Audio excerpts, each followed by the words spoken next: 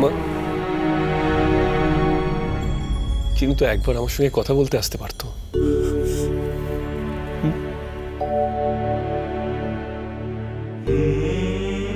বাবার ব্যাপারটা আমাকে বলতে পারতো,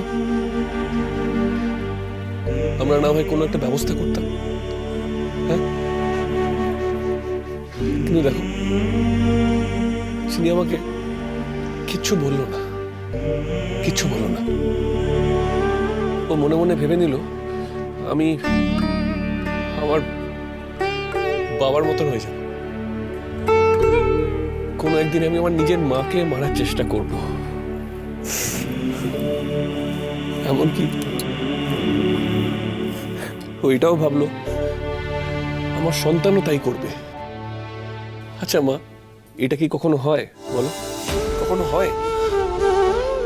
একটা ভুল সন্দেহের উপরে বেস করে ও এত বড় একটা ডিসিশন নিয়ে দিল। ও নিজেকে শেষ করে দিল, তার সাথে সাথে আমার সন্তানকেও। আচ্ছা মা, সন্তান তো ওর একার ছিল না, তাহলে এত বড় একটা সাংঘাতিক ডিসিশন ও একা একা কি করে নিল বলো তো?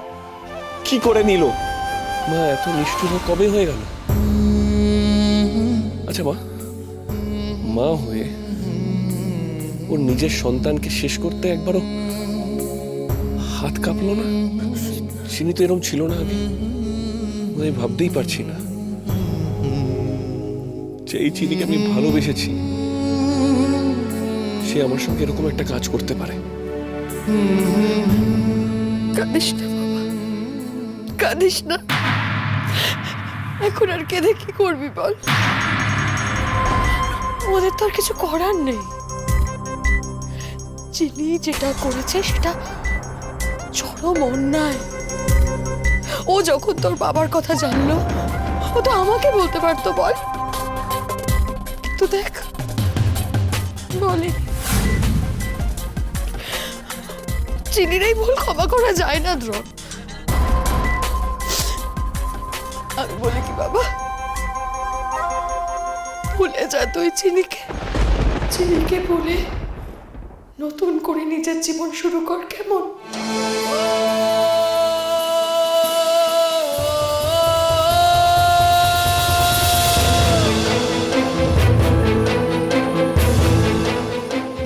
তুমি ঠিক বলেছ মা, চিনির বিশ্বাসঘাতক। ও আমার ভালোবাসার যোগ্য নয়, কারণ ও আমার ভালোবাসা নিয়ে সন্দেহ প্রকাশ করেছে। ও আমার সন্তানকে পৃথিবী থেকে সরিয়ে দিয়েছে। মা, আমি চিনিকে ভুলে যাব, ভুলে যাব আমি চিনিকে। আমি কিছুতেই চিনিকে মনে রাখবো না। দেখুন চিনি নতুন অধ্যায় 24শে সেপ্টেম্বর থেকে প্রতিদিন রাত 10:30টায় স্টার জলসায়।